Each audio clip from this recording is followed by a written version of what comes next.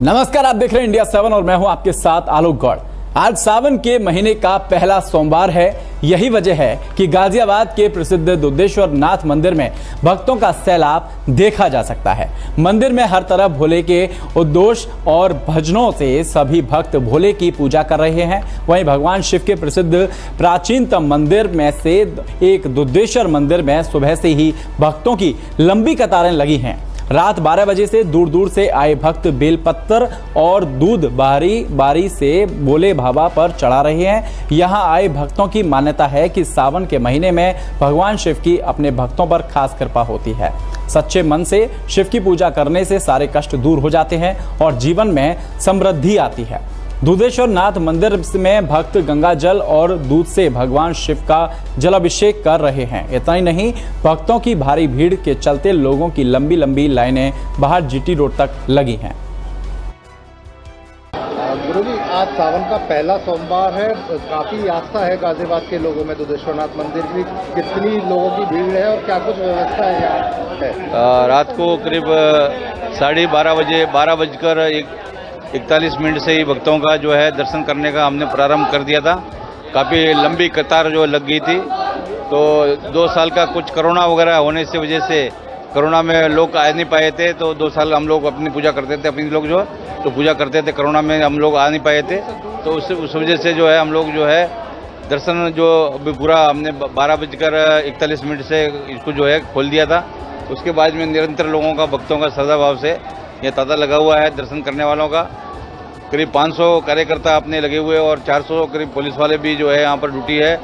गंगा जल जो है अपना जो नगर निगम तरफ से गंगा जल की व्यवस्था भी टैंकर के रूप में किया हुआ है, तो जो भी भगत आए शांतिपूर्वक जलाभिषेक करके जाए, ऐसा प्रबंध करने का हमने मंदिर समिति और जिला प्रशासन ने पूर्ण प्रयास किया है जी।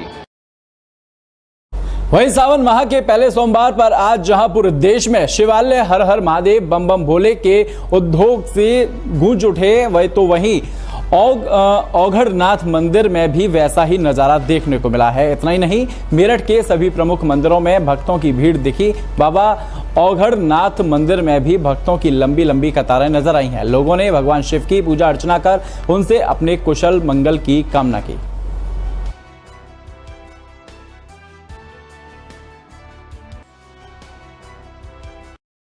जुलाई से सावन के पावन महीने की शुरुआत हो गई है। सोमवार को विधि विधान से भगवान शंकर की पूजा अर्चना की गई। वहीं सभी शिवालयों में सुबह से ही लोग पहुंचकर भगवान भोलेनाथ का जलाभिषेक कर रहे हैं। लेकिन हम आज आपको एक ऐसे मंदिर के बारे में बताने जा रहे हैं जो जहां पर भोले बाबा का जलाभिषेक नहीं होता। बता दें कि अमेठी जिले के परमहंस आश्रम बाबूगंज सगरा में एक ऐसे शिवालय हैं जहां पर पूरे सावन माह में जलाभिषेक नहीं किया जाता। लगभग 125 साल पुराने भगवान भोलेनाथ के शिवलिंग पर जलाभिषेक नहीं होता है। वंदे देव उमापतिम सुरगुरुम वंदे जगत कारणम वंदे पन्नगभूषणम मृगधरम वंदे पशूनां पतिम वंदे शूरशांक वंदे नयनम वंदे मुकुंद प्रियम वंदे भक्तजनाश्रयम च वरदम वंदे शिवम शंकरम। देवादिदेव आदिदेव महादेव भगवान महाकाल की विशेष कृपा से श्रावण मास के पुनीत पावन महापर्व पर परमहंसाश्रम बाबूगंज सकरा गौरीगंज जनपद अमेठी अवध उत्तर प्रदेश की तपस्थली पर 125 वर्ष पूर्व स्थापित भगवान महाकाल की दिव्य विग्रह में 1 महीने तक यहाँ जलाभिषेक नहीं होता। यह जान के आपको आश्चर्य होगा। यह शिवपुराण की विधि के अनुसार रस रक्षा के लिए, धर्म रक्षा के लिए, लोगों के कल्याण के लिए, देश की अर्थव्यवस्था के लिए, देश की सेनाओं को मजबूत होने के लिए और देश की सुरक्षा के लिए यहाँ विशेष अनुष्ठान किए जाते हैं। शिवपुराण में ऐसा विधान है कि भगवान महाकाल को 1 महीने तक चावल, चंदन, अक्षत, इत्र, अष्टगंध और सुगंधित तेल मिला करके यदि भूतनाथ को मंत्र के साथ चढ़ाया जाए, वह मंत्र भगवान आदि शंकराचार्य जी महाराज के आवाहन पर विश्वनाथ जी के दिव्य विग्रह के सामने प्रकट हुआ था। हर हर महादेव शंभो काशी विश्वनाथ गंगे, दुख हर महादेव शंभो काशी विश्वनाथ गंगे, माता पार्वती संगे काशी विश्वनाथ गंगे, माता अन्नपूर्णा संगे काशी विश्वनाथ गंगे। देश के कई राज्यों में अत्यधिक बारिश से हाहाकार मचा दिया है, तो वहीं उत्तर प्रदेश के कई जिलों में बारिश न होने से लोग बेहाल हैं। ऐसे ही हाल अमेठी जनपद में देखने को मिल रहा है, जहां पर बारिश का दूर दूर तक कहीं नामो निशान नहीं है, जिसके चलते किसान सहित आम जनमानस और पशु पक्षी बेहाल हो गए हैं। बारिश न होने के चलते विशेष रूप से किसानों को कई समस्याओं का सामना करना पड़ रहा है, क्योंकि बारिश की आस में किसानों ने धान की नर्सरी तैयार कर रखी है। ऐसे में धान की रोपाई होनी है, बारिश न होने के चलते धान की रोपाई में काफी देरी हो रही है, क्योंकि एक तरफ नहरें सूखी पड़ी हैं, उनमें पानी नहीं है, तो दूसरी तरफ डीजल काफी महंगा है, जिसके कारण धान की रोपाई करने के लिए खेतों में पानी भरना आसान नहीं हो रहा। यही नहीं, जिले में पड़ रही भीषण गर्मी के कारण बिजली की कटौती जबरदस्त हो रही है। ऐसे में किसान बहुत ही परेशान हैं। खेतों में शाम को भरा पानी सुबह गायब रहता है। बारिश की आस में धान की नर्सरी किसी तरह से आवारा पशुओं से बचकर तैयार कर रखी है, लेकिन बारिश न होने के कारण धान की रोपाई करना और उसकी सिंचाई करना मुश्किल हो रहा है। मेरा नाम राम सेवक मौर्य है और धान के लेकर अब तक बड़ी समस्याएं आई हैं, बड़ी सारी समस्या का किसान झेल रहे हैं। तो इसी आधार पर कि हो सकती है बारिश हो, और दूसरे डीजल की इतनी महंगाई झेल रही है किसान की पूछो मत। और तीसरी झेल तो आवारा पशुओं से हम लोग इतना परेशान, देखो नर्सरी तैयार करने में तार के कटीले तार बांधने थे, फिर भी रात दिन यहाँ पर रखाना पड़ता है आवारा पशुओं को। हम लोग प्रशासन से यही मांग करते हैं आवारा पशुओं को इसी तरह मतलब यहाँ पर बंटवा लें, कम से कम रात को दिन का मतलब किसान खेत रखा रहे हैं, खेत तो न रखाना पड़े। खेती में तमाम समस्याएं हैं सर। इस समय बारिश नहीं हो रही है, नहर नहीं आ रहा है, बिजली नहीं मिल रही है। क्या लगता है सूखा पड़ गया है? उम्मीद तो यही है, पूरी उम्मीद है सूखा पड़ चुका है। धान की रोपाई कैसे हो रही है? धान की रोपाई कहाँ हो रही है, बहुत कम, 10%। तो क्या मांग करना चाहते हैं सरकार से? सरकार से सर यही मांग करना चाहते हैं, बिजली समय से मिले, जो कुछ मिल रही है 4-6 घंटे 8 घंटे जो मिल रही है, नहर आ जाए। वहीं मेरठ के थाना परिषदगढ़ क्षेत्र के गांव अमर सिंह में आपसी समझौते के बीच बचाव करने पहुंचे पुलिस कर्मियों को पीटा गया है। बता दें कि अमर सिंहपुर के निवासी जितेंद्र कुमार की पत्नी पुलिस फोर्स के साथ जब गांव पहुंची हैं, तो जितेंद्र कुमार ने अपनी पत्नी के साथ साथ पुलिस कर्मियों को भी पीटना शुरू कर दिया, जिसका वीडियो भी अब सोशल मीडिया पर तेजी से वायरल हो रहा है। वह इस मामले में पीड़ित पत्नी का आरोप है कि उसका पति अपने साथ किसी अन्य महिलाओं को लेकर अपने साथ रहता है, जिसका विरोध करने पीड़ित शीतल जब पुलिस के साथ गांव पहुंची है, तो वहां पर उसके पति जितेंद्र और करीबियों ने सभी पर हमला कर दिया। हालांकि मामला संज्ञान में आते ही एसएसपी ने कहा है कि किसी भी तरह से ऐसे लोगों को छोड़ा नहीं जाएगा। इन सभी आरोपियों के खिलाफ सख्त कार्रवाई की जाएगी।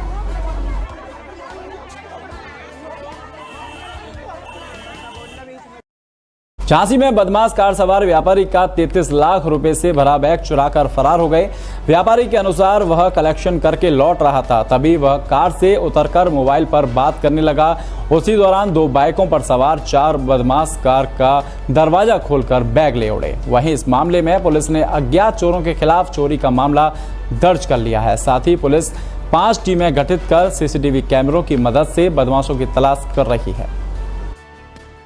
देखिए, आपको बता दें कि पहली बात तो ये लूट नहीं है जो वादी हैं। ये कल लगभग रात्रि 12:15 बजे थाना कोतवाली में एक सूचना दी कि मेरे साथ 44 लाख की घटना घटी।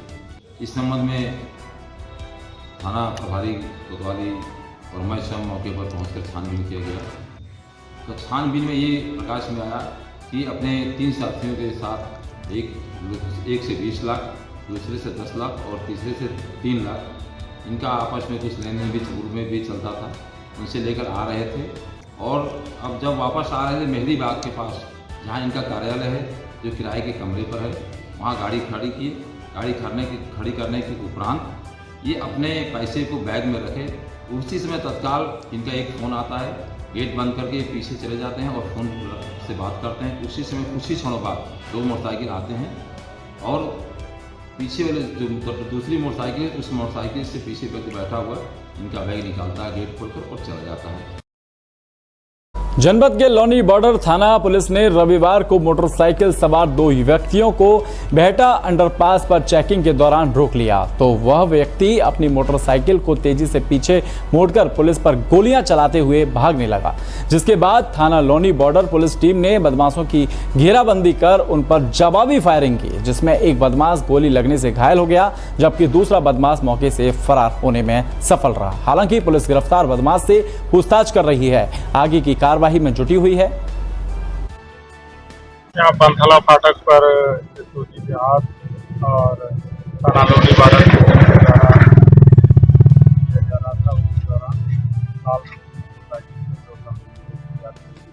उसने का इशारा करने से तेजी से मोटरसाइकिल मोड़ करके भागने का प्रयास। पुलिस टीम द्वारा जब घेराबंदी करने का प्रयास किया गया तो बदमाशों ने पुलिस टीम पर जानलेवा हमला कर दिया और फायरिंग कर दिया।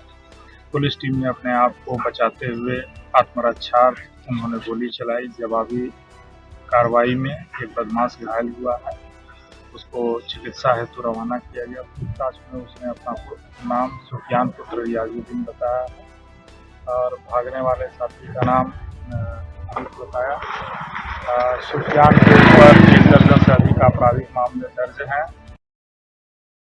अमरोहा जनपद के डिडोली कोतवाली क्षेत्र में उस वक्त हंगामा खड़ा हो गया जब एक रोडवेज बस ने नेशनल हाईवे पर 2 बाइक सवार कांवड़ियों को टक्कर मार दी। वहीं टक्कर इतनी जोरदार थी कि बाइक सवार दोनों कांवड़ियों ने मौके पर ही दम तोड़ दिया। वहीं घटना के बाद बस चालक मौके से फरार हो गया, लेकिन मौके पर मौजूद गुस्साए लोगों ने बस में जमकर तोड़फोड़ की और सड़क को जाम कर दिया। वहीं मामले की सूचना पर पहुंची पुलिस ने शव को पोस्टमार्टम के लिए भेजकर सड़क को खाली करा दिया है।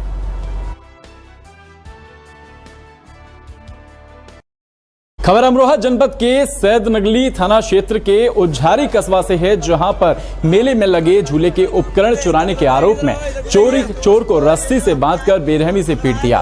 वहीं मौके पर मौजूद लोगों ने इस घटना का वीडियो बनाकर सोशल मीडिया पर वायरल किया है। जानकारी के मुताबिक वीडियो में दिख रहा शख्स मेले में लगे झूले के उपकरण चुरा रहा था। उसी समय कुछ लोगों ने चोर को रंगे हाथ दबोच लिया और उसको जमकर पिटाई कर दी।